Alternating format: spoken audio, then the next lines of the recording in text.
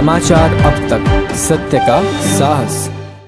कामगार संघटना व संयुक्त किसान मोर्चाच्या वतीनं 16 फेब्रुवारी रोजी नागपुरात देशव्यापी आंदोलन करण्यात आलंय।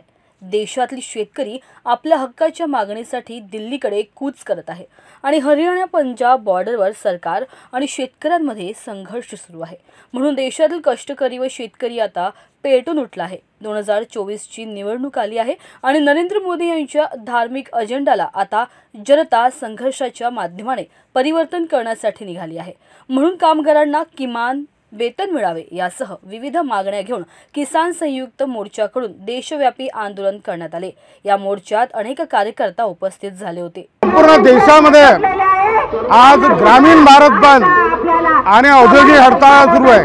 केंद्रीय कामगार संघटनांनी हडताळ पुकारला आहे आणि संयुक्त किसान मोर्चाने ग्रामीण बंद। या मागची भूमिका अशी आहे की 24 ऑगस्ट 2023 ला आपल्या दिल्लीमध्ये एक परिषद झाली शेतकऱ्यांची आणि कामगारांची, आणि त्याच्यामध्ये सरकारची धोरणे शेतकरी कामगार विरोधी आहे व एकत्रित लढा सुरू करायचा। त्यानुसार कामगार संघटना आणि शेतकरी संघटना या एकत्रित लढ्याने एक कॉल दिले आहे। शेतकऱ्यांची प्रमुख मागणी आहे की त्यांना C2+50 या फॉर्म्युल्यानुसार शेतमालाला हमीभावाचा कायदा झाला पाहिजे, केंद्रीय कायदा। दुसरी मागणी आहे की शेतकरी शेतमजुरांना 60 वर्षानंतर पेन्शन लागू झाली पाहिजे, शेतकऱ्यांची कर्जमाफी झाली पाहिजे, या प्रमुख मागण्या आहेत। तर कामगारांचे कायदे रद्द करून 4 श्रमिक कोड तयार करण्यात आले, ते भांडवलदाराच्या हिताचे आहे, कामगारांच्या विरोधी आहे। म्हणून ते कोड रद्द करून कामगार कायदे पूर्ववत करा।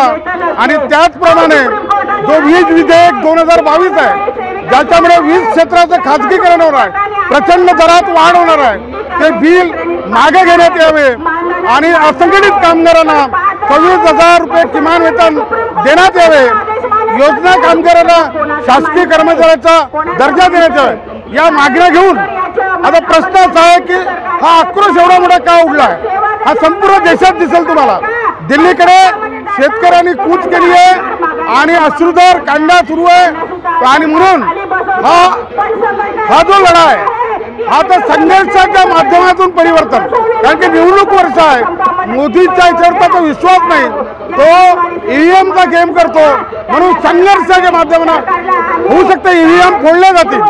अगर पारदर्शी निवडणूक नाही दिसली तर मोदीच्या ईव्हीएम फोडल्या जातील आणि परिवर्तन घडवलं जाईल, हाच निर्धार आहे।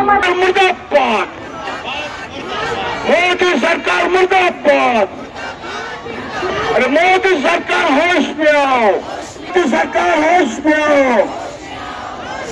समाचार अब तक ब्यूरो रिपोर्ट नागपुर।